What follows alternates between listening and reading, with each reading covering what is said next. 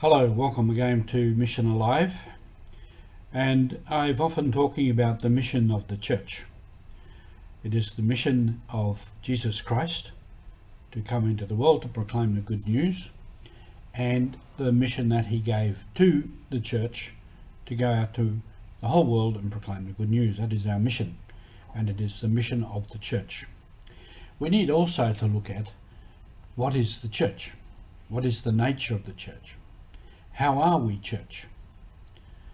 And I spoke recently about the church being mystery of communion as defined in the Second Vatican Council, and this has been repeated and referred to again and again in every major document in the last 50 years, that the church by its very nature is communion, meaning unity, oneness.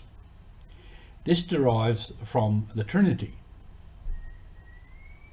I'll speak a little bit about that and then see how that plays out in our lives. The Trinity, Father, Son and Spirit, is a unity. There's love of Father for Son, Son for Father, and that love is the Spirit of love. There is unity between Father and Son, and that Spirit is a spirit of unity. In that too, between Father and Son, there is acceptance one of the other, and that is a spirit of acceptance. And there is respect one for the other. And so on down the line, we can pull out many attributes of the Spirit. For us, the key thing is, we are made in the image and likeness of this God. So we are made like God, believe it or not. God created us in the image and likeness of God. God created us. So we are therefore also made for love, made for unity, for acceptance, for respect. And this is the meaning of communion, of unity, of oneness. And we have to see how it plays out in our life and how we live it.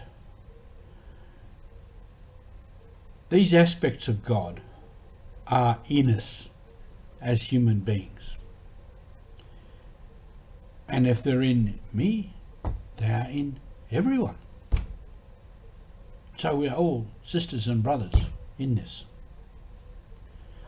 I want to refer a little bit to this aspect of spirituality. Seems like a big word.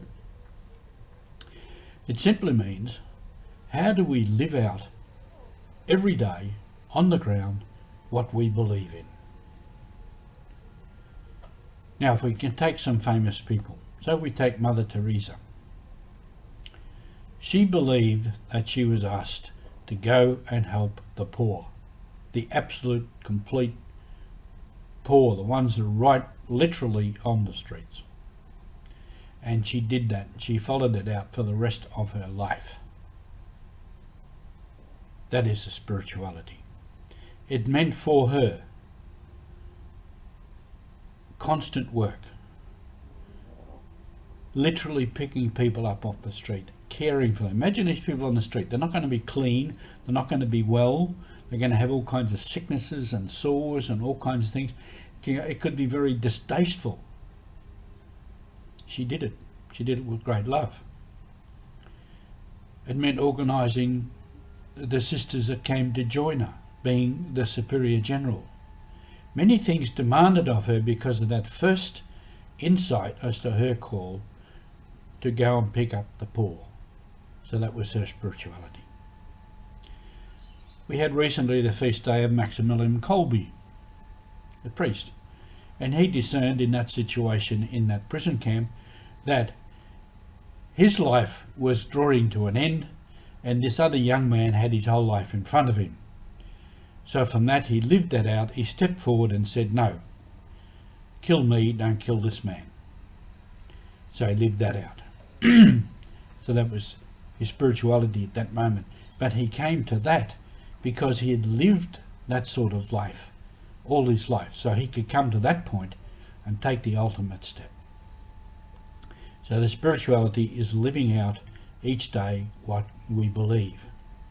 Now, if we believe we are a church of communion, a mystery of communion, we have to then see how do we live that out.